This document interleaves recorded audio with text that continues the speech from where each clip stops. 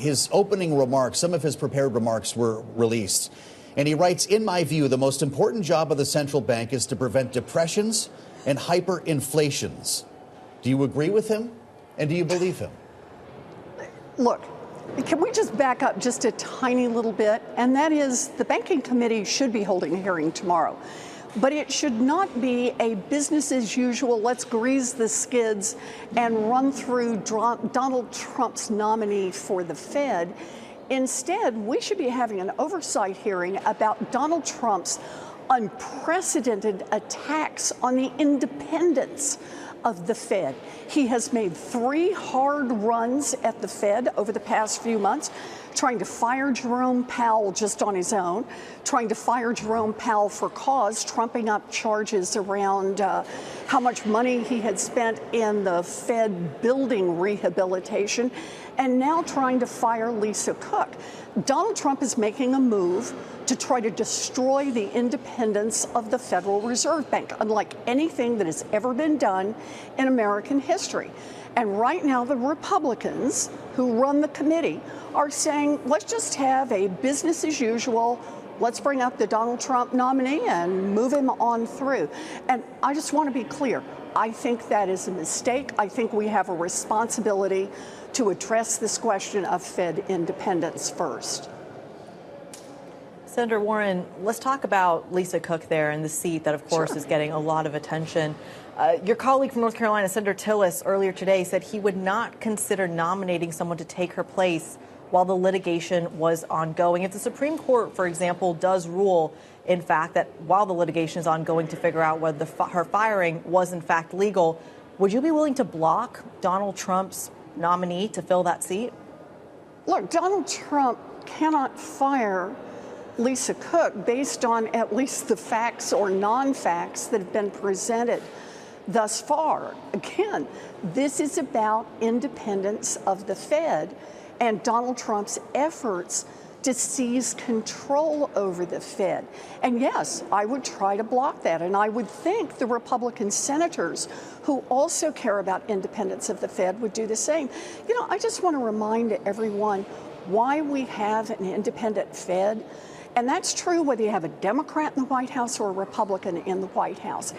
You, in theory, have a group of people out there who look at the economic numbers and they make decisions on things like interest rates as best they can based on those numbers, not based on political pressure from the President of the United States. If Donald Trump destroys that, sure, he may be able to get what he wants on interest rates in the short term, but he undermines confidence in the Fed and its decision making and its rate setting. We've seen this before. When autocrats have taken over central bank in places like Turkey, what happens is interest rates shoot through the roof. And that is a real problem for our economy. Everybody has a stake in an independent Fed, and to let Donald Trump just destroy that without even pushing back is a terrible mistake. Senator Warren, I hear you, but if the Supreme Court rules that a nominee can actually take her place, how do you plan on blocking that? Well, I'm in the minority. I understand that. But I would try to persuade my Republican colleagues that it would be a terrible mistake to help Donald Trump, in effect, destroy the independence of the Fed. Look, this is nothing new in the sense that, go back and look at it. There are many Republican senators who in times past have talked about the importance of the independence of the Fed. Because like I say, that's not like a Democratic position or a Republican position. Nope.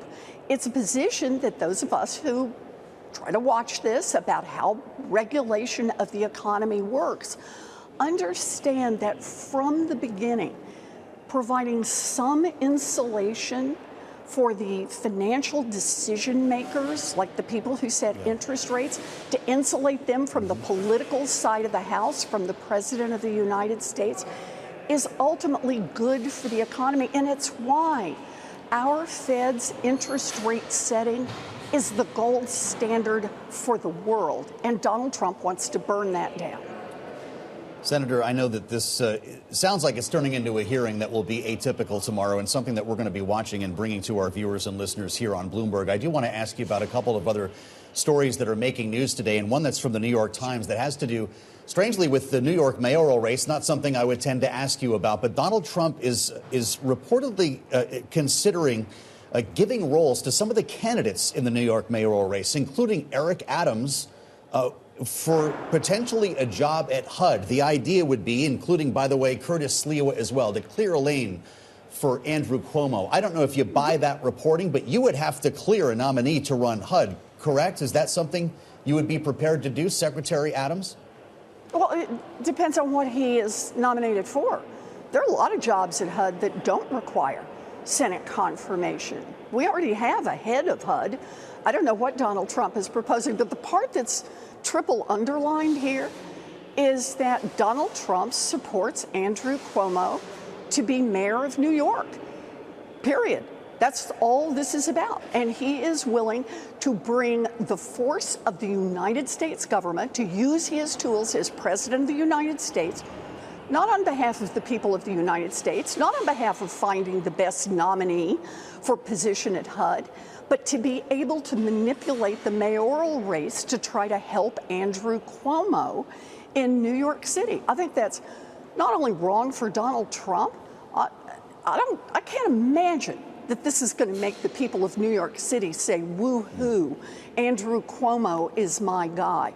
I think this is going to make the people of New York City say, our city is not for sale to Donald Trump. Well, we'll see where this story goes, Senator. It does seem we can't get away from the story surrounding the Jeffrey Epstein files. And I know that there are a series of approaches on Capitol Hill right now to get the files released and to shed a light on the stories of victims who held a news conference today. President Trump was asked about this in the Oval Office as he sat next to the president of Poland. Part of his response was, quote, "It's really a Democrat hoax. I know that no matter what you do, it's going to keep going," unquote. Yeah. Is he right? This is a Democrat hoax? No.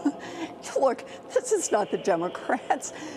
This is Donald Trump's own statements when he was running for president of the United States. Go back and play the clips.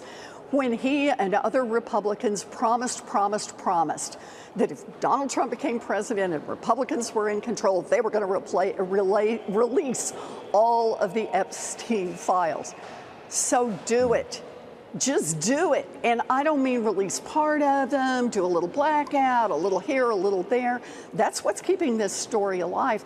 And you really have to ask yourself, if Donald Trump wants this story to go away, the way to do that is release all of the documents. And if he thinks that's not going to work, what's in those files? Elizabeth Warren, I'm sure we will find out. A final question to you. We're perhaps circling back to where we started, this time on the economy.